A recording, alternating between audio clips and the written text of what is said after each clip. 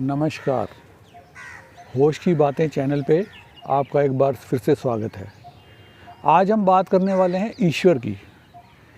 ईश्वर क्या है? ये एक बड़ा कॉमन सा सवाल है, सबके मन में अक्सर आता रहता है, ईश्वर क्या है? तो ईश्वर व्याख्या करने जैसी चीज़ नहीं है। ईश्वर एक एहसास है, एक विश्वास है। जहाँ तक बात ईश्वर की व्याख्या की है, तो जो हमारी भाषा है उसकी इतनी सामर्थ्य नहीं है कि वो ईश्वर की व्याख्या कर सके। उसकी बड़ी छोटी सीमा है।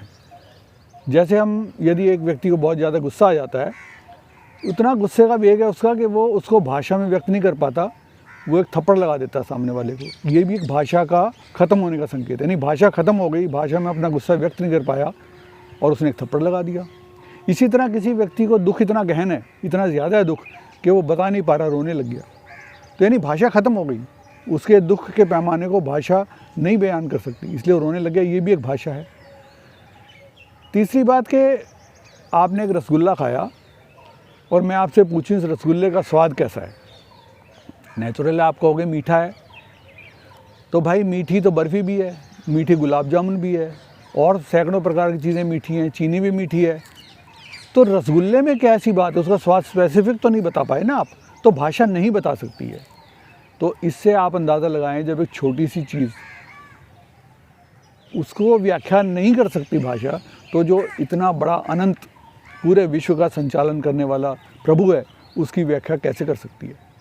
इसलिए कहते हैं कि जो भौतिक चीज़ें हैं उनके लिए कहा जाता है कि पहले इस्तेमाल करें फिर विश्वास करें। लेकिन अध्यात्म में फार्मूला बिल्कुल उल्टा हो जाता है। उसमें कहते हैं पहले विश्वास करें फिर इस्तेमाल करें। जब तक आपको विश्वास नहीं होगा तो कुछ नहीं हो सकता। तो इसमें एक बात और मैं कहना चाहूँगा कि अक्सर हम लोग ईश्वर से कुछ ना कुछ मांगते रहते हैं, सभी लोग हैं, और ज़रूरी नहीं कि ईश्वर वो दे ही दे हमारे को। तो एक सवाल है कि आप कार में अपनी जा रहे हैं, रेड लाइट पे आपने गाड़ी रोकी और एक भिखारी आ गया आपसे 10 रुपये मांग रहा है और आपने उसको नहीं दिए। अब भिखारी सोचे कि आपकी हैसियत ही नहीं है 10 रुपये देने की, तो आपको कोई फ़र्क पड़ेगा? कोई फ़र्क नहीं पड़ेगा।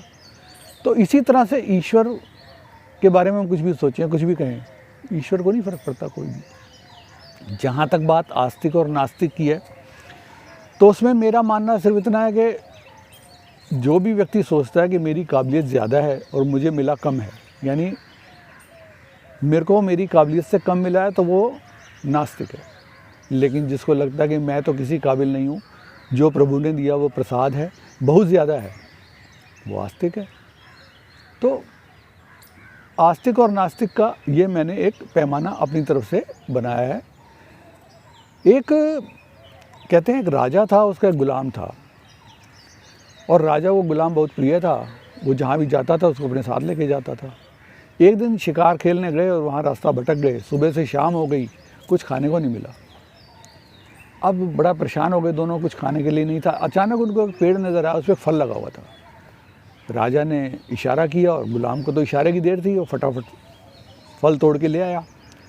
उसने राजा को फल दिया और जब फल राजा ने छीला तो उसकी राजा की आदत थी, जो भी खाता था पहले गुलाम को देता था फिर खाता था।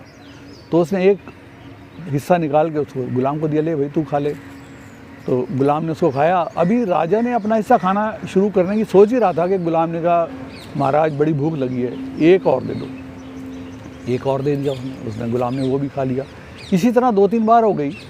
हर बार जैसे ही राजा खाने की कोशिश करता, गुलाम कहता, प्रभु मुझे दे दो, बड़ी भूख लगी है। जब आखिरी हिस्सा रह गया तो राजा को गुस्सा आ गया, बोले भाई तुझे भूख लगी है, मुझे भी भूख लगी है, मैंने भी तो खाना है।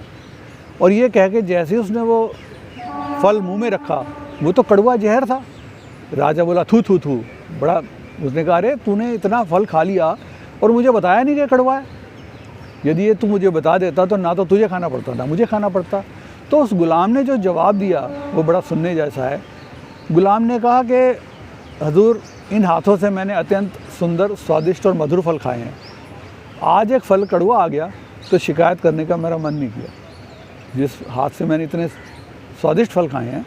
तो इसी तरह से ईश्वर हमें अनंत अनंत चीज़ें देता है जो हमारे लिए सुखदायी हैं, आनंददायक हैं, लेकिन हम उनका कभी शुक्रिया अदा नहीं करते। हाँ, यदि कोई कड़वा फल आ जाए तो ज़रूर शिकायत कर देते हैं। तो मेरा कहना सिर्फ ये है कि ईश्वर एक अनुभूति की चीज़ है। वो दृश्य नहीं है, दृष्टा है। वो दिखने वाला नहीं है, वो देखने वाला है। आज के लिए बस इतना ही। नमस्कार।